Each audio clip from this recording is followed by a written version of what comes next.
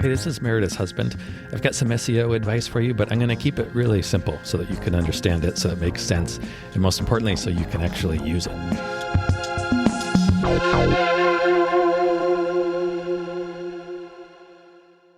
Thank you for holding. The Google leak. The Google leak? Remember the Google leak? I do we remember talked about the Google a couple leak. episodes ago. Yes. And there was a webinar coming up. Yes. Kind of translate the Google leak into actionable. That was like a gazillion pages. Yeah, it was like a gazillion pages, lots of I remember marketing language. So after I took a look at it in sort of initial reports, I kind of thought that the Google leak was kind of a nothing burger. A nothing burger. Yeah, not real earth shattering. Not really surprised by much. And remember, I said that Rand Fishkin and his colleague, a prominent SEO person, was doing a webinar on the 27th to interpret the information that had been leaked and explain it to people. Yes. So that happened. And? I did not make it to that webinar. Oh, no. But I have followed up and watched a summary of it, what he said about it. Okay. And? So, yeah, it's kind of some big news. Oh, really? Yeah, it is. It's much bigger than I thought. Really? First, a lot of different information was leaked. It wasn't limited to like the Google Maps system, which is what I kind of thought initially. It's a lot from Google Maps. It's a lot from search. It's a lot from Android. It's a lot from Pixel. It's a lot from Chrome. It's a lot from YouTube, et cetera, et cetera, et And cetera, can you just very, very briefly, the leak was leaked by? Some dude at Google. And wasn't there a question of like, was that person actually? So the leak, based on how Rand explained it, or he didn't really explain it, but evidently it must have leaked first from an engineer. Like it got off of some very secure systems due to either a mistake or intentionally by an engineer. Oh dear. Then it got into the hands of someone else at Google, or maybe several other people, I don't know, and made its way onto GitHub. That's where a lot of technical GitHub. Onto the internet. Wow. Okay. And that's where people found it. Okay. So there's an engineer either in trouble or who has already been fired or who was very disgruntled. Yeah. Has Google responded? Sort of. Okay. Okay, continue. Okay. So I'm going to talk about a couple different things over the next couple episodes. I'm going to talk about what I thought was the biggest takeaway issue, what I was the most surprised about. Okay. And that was what they call Clickstream Data. Clickstream. And Clickstream Data is basically Google measuring in aggregate how are clicks happening, where are people going. And they do this remember we mentioned that one of the lies that was in the news is that Google said they were not using information from Chrome to influence rankings, but in fact they are. Yeah. Yeah, it goes a bit deeper than that. Ooh. And actually Google acknowledged this aspect. They call this nav boost. So how people navigate helps inform Google of what's popular and what they should promote or demote in their search engine. So they use a lot of data from Chrome. In fact, it is the single biggest ranking factor. Really? Yes. Okay. And let me just Chrome is the search engine. Chrome is the browser. The browser, that's what I meant. The browser. And the suspicion is that Chrome was even developed by Google, at least partially for this purpose, to get click data. Okay. So inside of this, and I'm reading from my notes here, which I took while I was Oh my goodness. listening. So they're kind of a mess. So I'm a little bit kind of a mess right now, but never. No, of course not. Always the most beautiful mess. Okay. And so within that, there is something that it was very actually surprising from an SEO perspective. So links are really important for SEO, right? Links you are. You want to get links from what we have always thought from really high authority domains, other websites that have lots of links to them. Yes. Those are the places you want to get your links from. Yes. Wrong. What? It is more important to get links from highly trafficked websites. That's kind of one of the main takeaways from inside this Clickstream issue, that Clickstream is so important. It is much more valuable in terms of SEO to get links from a highly trafficked web page than a web page that has a lot of links pointing to it, which is not what I would have thought for the last 10 years up until when I watched this thing. So, wait, for those that are a little slow, describe the difference. Okay, so the difference. Do you know? Because I would think... Yes. Okay. Right. So here's an example of how you might be able to use this. Let's say you have a website, right? Yes. On your website, you have maybe a landing page for your email marketing campaign. Okay. And so there are no links to that page. It just, people arrive on that page through links in emails, but there are no links to that page from other websites. Okay. Yep. So from an SEO value, my approach and professional SEO's approach for years would have been like, there is no value to getting links from that page. Right. Right. Because there's no links going into that page. So there's no link juice. There's no link value to be redirected to no currency.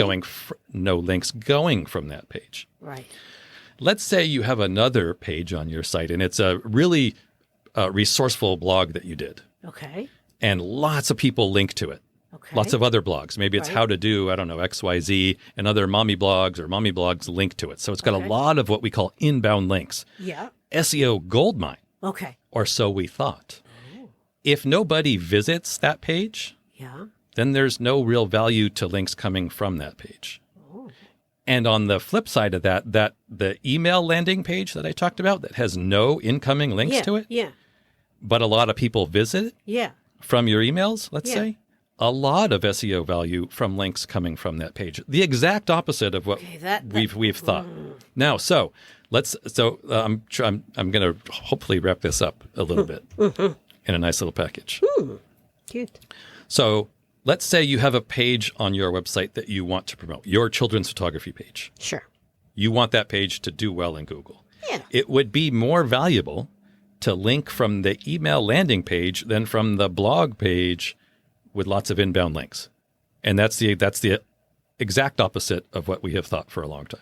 Oh, boy. Does that make No. No, it doesn't make any sense. It probably will for somebody. What I'm trying to figure out the difference between what you said, like we want visited links, not necessarily. We want highly trafficked pages. So a highly trafficked page means a lot of people are visiting it. Okay.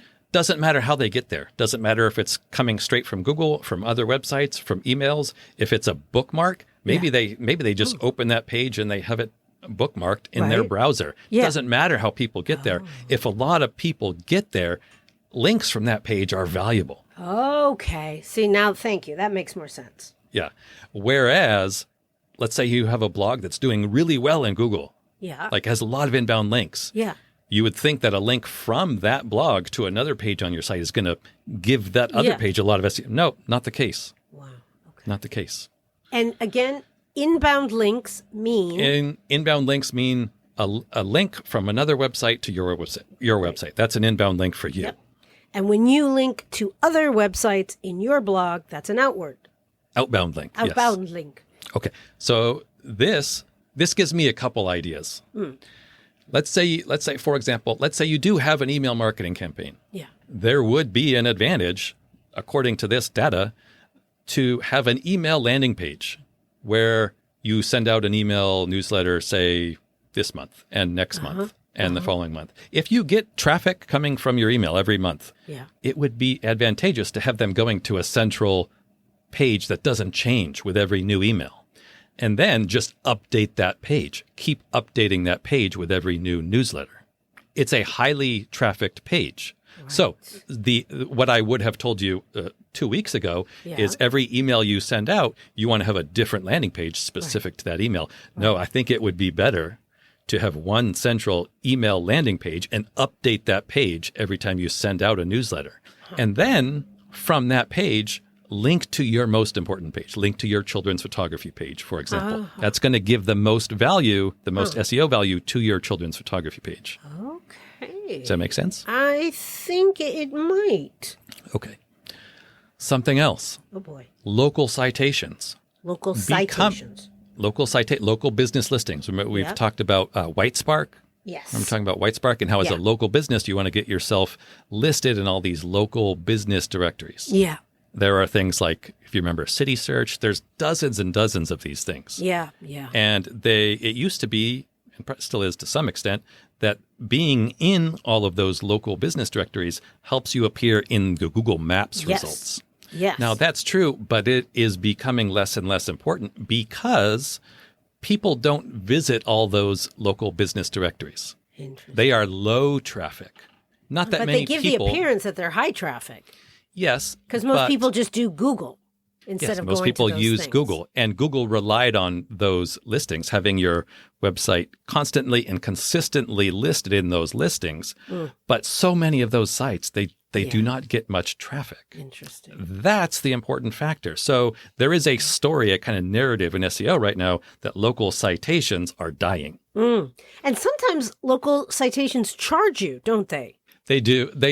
Most local business directories, they will have a free, claim this business, and you do that. And then once you do that, they'll call you up or send you an email, and they'll try to sell you a premium listing. Don't ever do the premium listings. They're almost never worth it. That's a very good thing to know. There's some more value. So this kind of changes all of link building for SEO. Like, as in terms of like going out and actively trying to build links, our focus for a long time has been find what we called high authority domains, domains that have a lot of inbound links, and that's where we want to. Those are the sites that we want to target to get our links from. That's not the case. You want to find highly trafficked pages and get links to your site from those pages. Those pages can be internal, like I said. It could be an email landing page, or what you should really do is go to Google Search Console or Google Analytics, find your high traffic pages. What pages get the most traffic, and then from those pages, link to your money pages, your service pages, your children's photography page. The pages that you want to do well in Google, link whatever those are, link to them from your high. Because I was going to ask, how do you find what are high traffic? You can use either Google Analytics or Google Search Console. Google Search Console will tell you which pages get the most traffic directly from Google, but Google Analytics will tell you what pages get the most traffic just overall. And that's the one you want.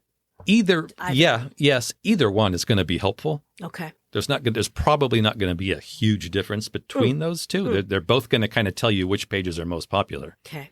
And I would say also your homepage is going to get a lot of traffic, almost always. Right. Be sure to link directly to your most important pages from your homepage. Sometimes people don't do this. You'd be surprised. So, okay. Little confused. Yeah, I can tell. Everything starts slowing down.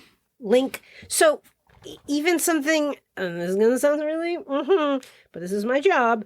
So if you were to put a email signature on your emails, you want that to be your home page. Oh, yeah, probably. Right? Probably, yes. Does that have anything to do with what you were just talking? It could. Okay. I mean, if a lot of people you think are going to be clicking on that link, I wouldn't think that the personal emails you send out are going to be getting that much click volume. Right. But if they are, that's the whole point of what I was talking about in an email marketing campaign. If you have a 10,000 email list, and you probably don't, but let's say you do, as a local business, that would be impressive.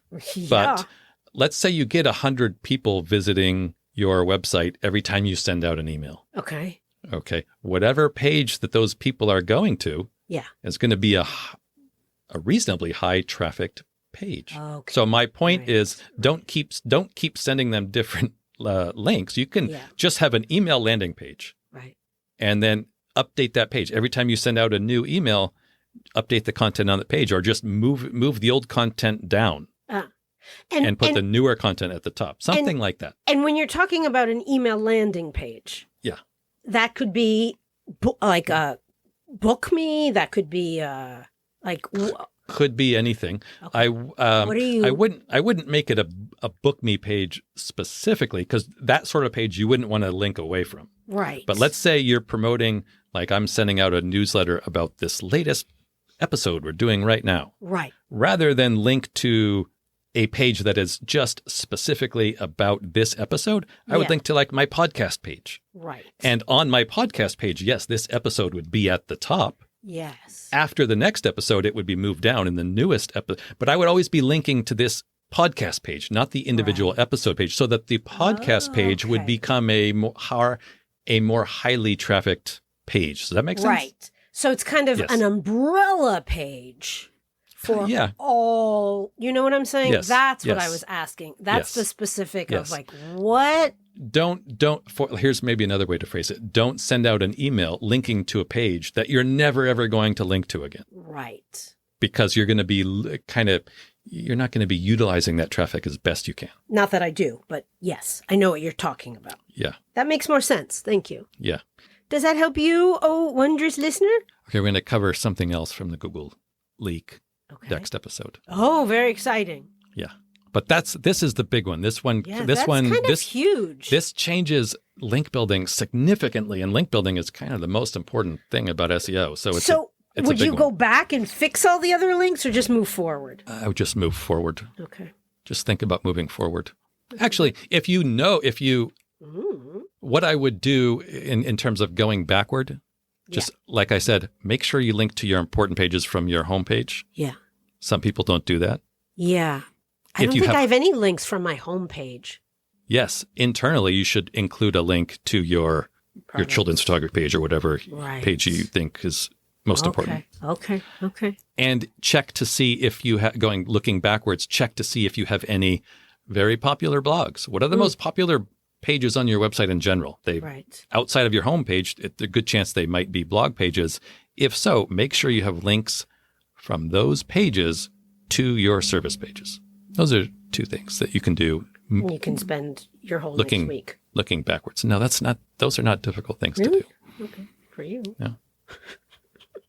Oh, thank you. That's pretty huge. Yeah, it is. That's that. I would almost use the word game changer. Yeah, please don't. But I know you hate it. Changer. I know. Okay, thank you. Bye. Thank you. Bye. Hey, thank you so much for listening. We really hope that you find this helpful and useful. And if you do, what you could do for us as a thanks would be to, drumroll please, yes, leave a review. Yes, everybody says it, I know, but it really does make a difference. Take 3 seconds, leave as many stars, say something really nice about what you like about the podcast and maybe why other people would like it. It would mean the world to us, especially my husband. That better? All right, I'm going to try one where I'm not going to be charming.